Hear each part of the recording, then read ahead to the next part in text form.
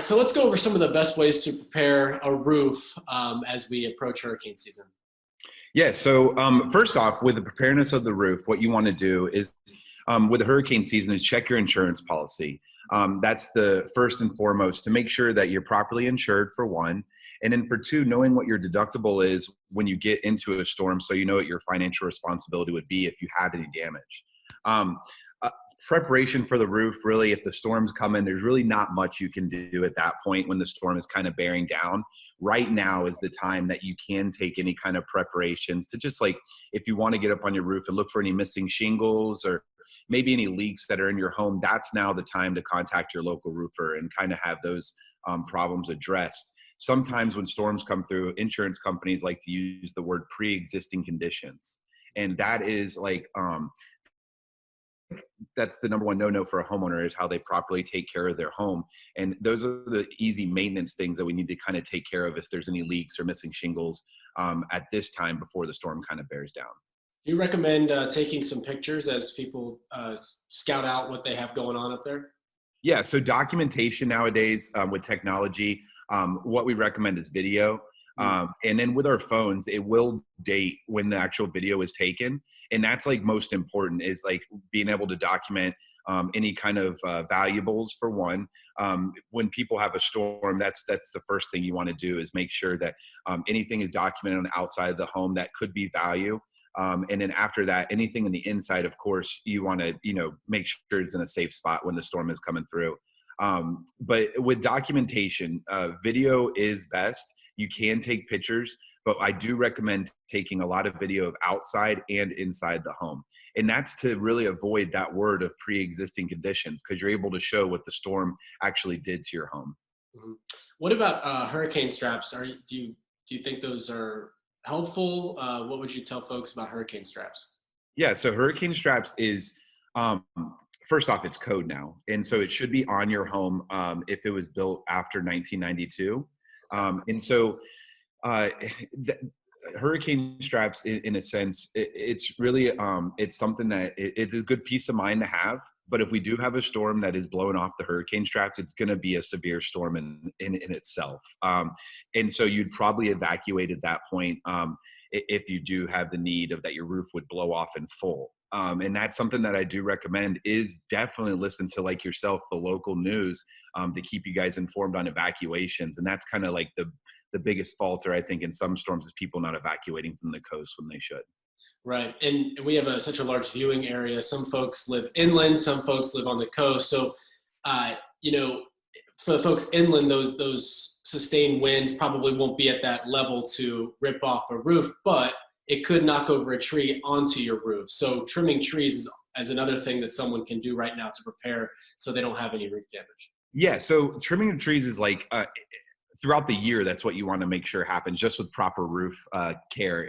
Anytime you have a tree over your home, it's definitely a risk.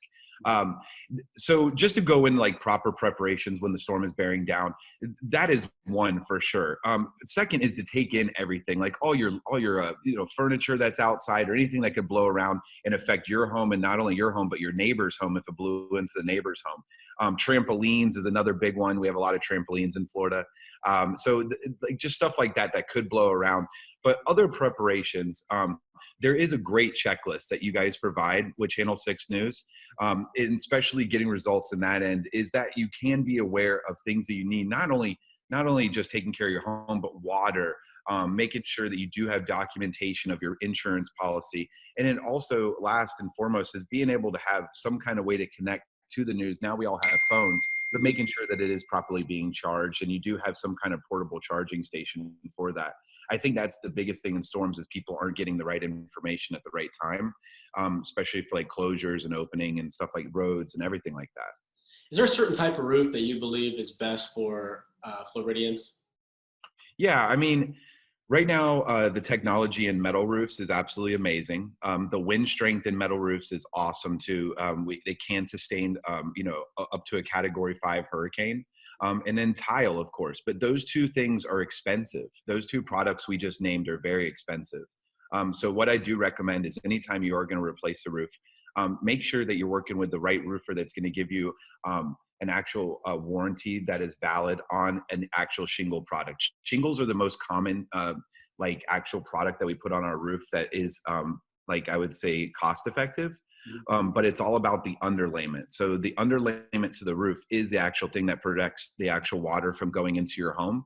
And so those are, if you're going to spend any money, it's going to be the underlayment. Don't worry about the actual art that's on the outside, because that's kind of what it is. It's just there for looks. You know, you can drive around Central Florida and you can see roofs that have damage. They may have a tarp over their roof, part of their roof.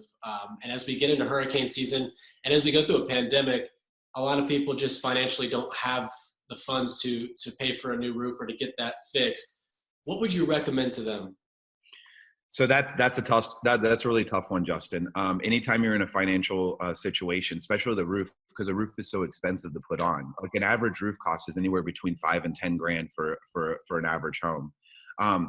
So like in that, I really that's a hard question in a sense, because you don't want to say, hey, Mr. Homeowner, get up on your roof and repair it yourself, because it is kind of a dangerous thing to do. Right. What I do recommend is maybe get with a local roofer, have them come out, take a look at your home, really get a sense of what is actually needed and what the costs would be. And at that point, there are great payment and financial plans that the local roofers do provide, like ourselves. So that is something that we can help out, but that's a tough one, Justin. There are a lot of houses with tarps on them in the Central Florida area, and some people have been denied by their insurance companies, and that's why the tarp is on there. So going to the tarp, I wish the best advice is, if you do have an insurance claim and you do have a tarp on your roof, make sure you have somebody qualified representing yourself, like a local roofer, because most of those people that have tarps on their roof did not have a local roofer at the time of the adjustment with their insurance company, and now they've been denied, so they have to do what they can, which is put a tarp on the roof. So in the event of, let's just say a storm comes through and there is damage, you know, having the right insurance is so key, but how do you know you have the right insurance? Yeah, I mean, that's kind of the name of the game. When you have trouble, let's see how they treat you. I have a list of top like insurance providers that I could obviously provide to Channel 6, and you guys could post them. Yeah. But that's a tricky question, Justin. Like, that is the name of the game, is making sure you're with the right person at the right time, right? And so there are some companies, and I'm not going to sit here and name them, but I think Central Florida Floridians know which ones have left our state and which ones have come back. So that's the main thing, is make sure you're working with somebody that's stayed here, has been loyal. And then also your local agent, make sure you have the local agent is not the one that's going to be buying any damage. Just keep that in mind. They are your customer service, but they will provide you the best information. And that's kind of the thing with insurance policies. People get into policies, they don't understand the deductibles. They don't understand exactly what damage is needed. Like, there is a criteria of damage that is needed for you to actually be paid in the claim. So those are all great questions for your agent. And then making sure you feel comfortable with that company and moving forward with them.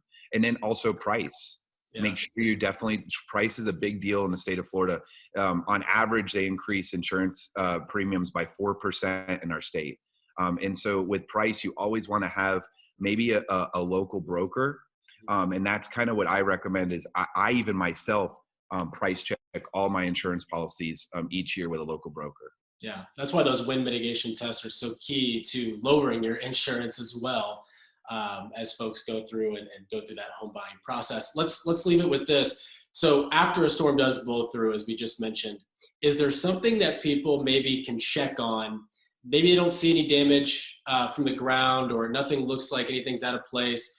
What should they be looking for after a storm blows through, so they can stay on top of the real structure of their roof? Well, first off, they need to contact J. Edwards America for a free inspection, of course.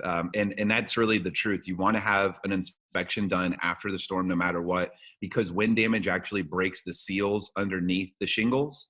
And so that's something you can't see from the ground. When the actual shingle is missing, that's a no-brainer. We all can see that, right? But having a local roofer come out and actually doing a proper inspection of the shingles to make sure that everything is actually in place is key. And then also other things, functions of windows, gutters, siding, chimneys, it's all in the inspection after a storm comes through. But that's my main advice. If we get a storm, that is a named storm that we have winds of greater 70 miles an hour or more, you always want to have it checked out after the storm because of the word pre-existing conditions. So if you have it checked out and nothing is wrong and and your insurance company sees this, then if another storm comes through, they can't blame it on the past storm, which happens all the time. I figured. All right. Very valuable information. I appreciate it. Thank you so much for taking some time.